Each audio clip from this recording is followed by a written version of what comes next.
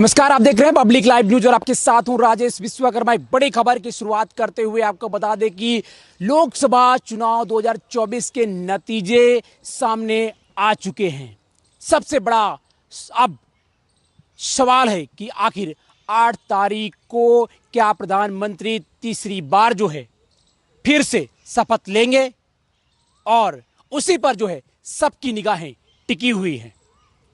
हालांकि 4 तारीख को जो नतीजे सामने आए वो बेहद चौंकाने वाले नतीजे आए, क्योंकि जिस तरह से सेंसेक्स जो है 4 तारीख को गिरा, उसी तरह से कहीं ना कहीं एनडीए की जो सीट थी वो धराशायी हो गई और एनडीए को खाते में 292 ही सीट हासिल हुई। जबकि इंडिया गठबंधन की बात करें तो करीबन 234 यानी कि 234 ही सीट उनको हासिल हुई। 2024 का चुनाव जो है बेहद शानदार रहा और सभी पार्टियां जोर शोर से अपनी ताकत को आजमा लिया, लेकिन समीकरण जो थे वो बेहद बदल चुके थे। यूपी की बात करें तो यूपी में इस बार जो है अखिलेश यादव का जो है बेहद पल्ला भारी रहा, क्योंकि वहां पर कांग्रेस और अखिलेश की जो पार्टी है वो बेहद शानदार जो सीट हासिल कर चुकी है। महाराष्ट्र में की बात करें तो बेहद अच्छी सीट कांग्रेस ने भी कहीं ना कहीं अपने खाते में लाते हुए दिखाई दी। हरियाणा, राजस्थान और पंजाब में भी काफी अच्छा परफॉर्म कांग्रेस और इंडिया गठबंधन का रहा। वहीं एनडीए ने मध्य प्रदेश और बिहार में काफी अच्छा शानदार इनका परफॉर्म दिखाई दिया। हालांकि जो उम्मीद थी भारतीय जनता पार्टी की, जो उम्मीद थी एनडीए गठबंधन की, वो वहां तक नहीं पहुंच पाए, क्योंकि इस बार जो नारा था वो 400 पार का था, लेकिन 300 तक पार एनडीए ने नहीं कर पाई। और जो एनडीए का सरकार बनाने का जो सपना था वो धराशायी हो गया।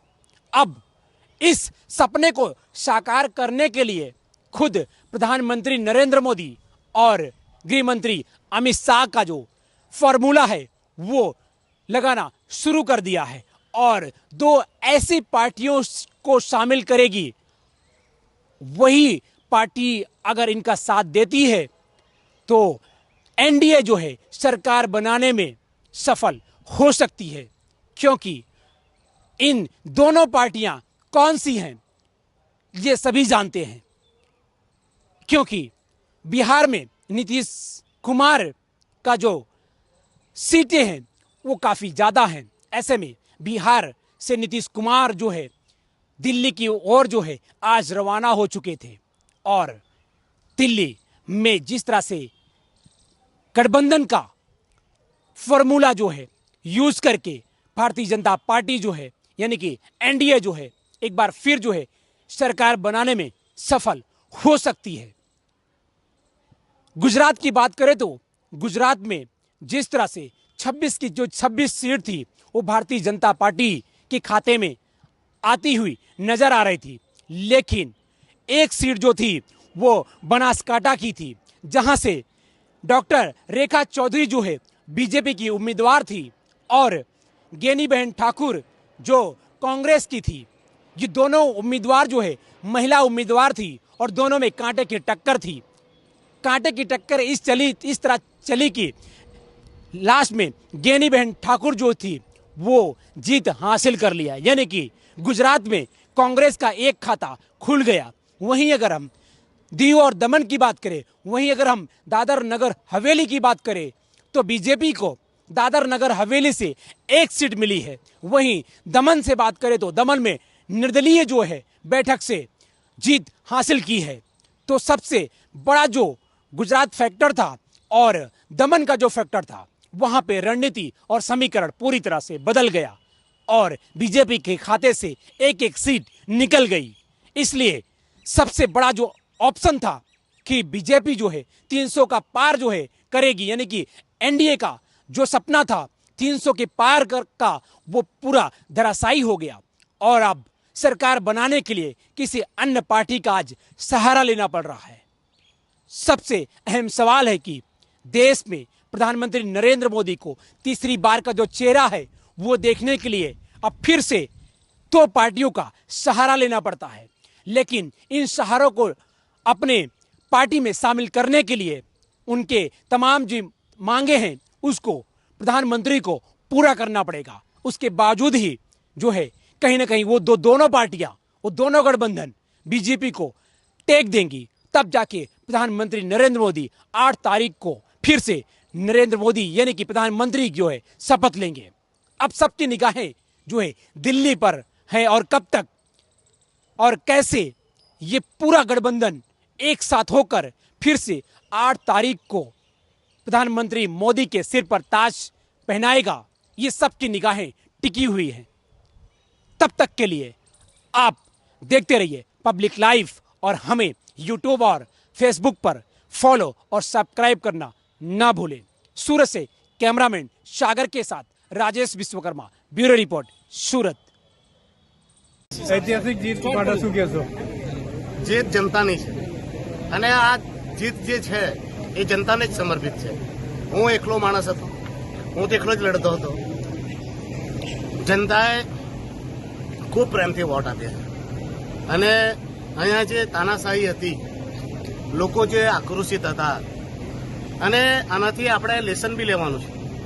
જે રીતે લાલુભાઈ જે વખતે જીત્યા હતા તો કેટલા વોટોથી જીત્યા હતા, આજે લાલુભાઈએ હારનો સામનો કરવો પડ્યો તો ખાલી અને ખાલી એટલે કે જ્યારે જનતા દુઃખી હતી, તકલીફમાં હતી ત્યારે લાલુભાઈ બોલ્યા નહીં અને જે પણ દમણદીવની સમસ્યા હતી અને જે સમસ્યા માટે નિવારણ કરવાનું હતું કે જે તે અધિકારીઓ સાથે સમન્વય કરવાનો હતો, પ્રજા અને પ્રશાસનનું કામ વચ્ચે જે પ્રતિનિધિઓ હોય એને સમન્વય કરવાનો હતો। તો પ્રશાસન અને પ્રજા વચ્ચે જે ખાઈ મોટી થતી ગઈ તેના માટે જવાબદાર લાલુભાઈ હતા અને તેના ફળસ્વરૂપ આજે જનતા જનાર્દને એક ફેસલો આપ્યો અને ઐતિહાસિક ફેસલો આપ્યો કે આપણા દમણદીવમાં તો એમ કહેવાય ને કે ભાઈ વગર પૈસે તો ચૂંટણી જીતાય જ નહીં, ખાવા પીવાનું ને રોકડું બોકડું ને કુકડું તેના વગર વોટ નહીં મળે અને મારી દમણદીવની જનતાએ ખૂબ જ પ્રેમથી મને એક ઐતિહાસિક ફેસલા તહત મને ચૂંટણીમાં જીતાડ્યો છે। તો આપ સૌના માધ્યમથી મારી દમણદીવની જનતાને તહે દિલથી આભાર વ્યક્ત કરું છું અને તેમને વિશ્વાસ અપાવું છું કે હું તમારો જનપ્રતિનિધિ, તમારો નોકર બનીને, તમારો સેવક બનીને 5 વર્ષ સુધી હું સતત કામ કરતો રહીશ। કેટલા મતથી તમે જીતા છો? 7226 વોટથી આપણે જીત્યા છે અને દમણ કરતા વધારે વોટ મને દીવથી મળ્યા છે। દીવમાં મને લગભગ 7000થી વધારે વોટ વધારે મળ્યા। શું પ્રાયોરિટી રહેશે પહેલી લોકો માટે થઈને? निर्दलीय होने के बावजूद और अकेले थे और भाजपा के सामने 3 साल भाजपा की सरकार यहाँ पर है, उसके बावजूद आपकी जीत हुई, क्या कहेंगे? इसमें वही कह रहा हूँ, ये 15 साल का शासन था भारतीय जनता पार्टी और जिस प्रकार से 8 साल से नए प्रशासक जी आए, उन्होंने जिस प्रकार से लोगों को आक्रोशित किया, लोगों को दुख दिए, तकलीफ दी, पीड़ा दी, तो ये आक्रोशित होकर लोगों ने जनादेश दी और ये हर भारतीय जनता पार्टी के साथ साथ प्रशासक जी की भी है कि उनकी नीतियों की है। आज जो ये हार हुई है तो प्रशासन को भी सोचना चाहिए कि दमनदीव की जनता कितनी इनसे त्रहित थी, दुखी थी, पीड़ित थी। बड़ी पार्टी और पूरा पुलिस प्रशासन से लेकर हर कोई भारतीय जनता पार्टी को जिताने के लिए लगा हुआ था। फलस्वरूप क्या हुआ, आज सारे के सारे प्रशासन जो भी है, अधिकारी है, भारत की सबसे बड़ी पार्टी आज हारी है। तो ये हार से भी भारतीय जनता पार्टी को लेसन लेना होगा। प्राथमिकता क्या रहेगी? प्राथमिकता क्या रहेगी आपकी? मेरी प्राथमिकता दमनदीव का हित है, दमनदीव का विकास, दमनदीव का विकास ही मेरा एकमात्र मुद्दा है और वही मेरा एकमात्र उद्देश्य है। दमनदीव की जनता का मैं नौकर हूँ, सेवक हूँ और मैं उनकी सेवक बनकर उनकी सेवा करना विकास के लिए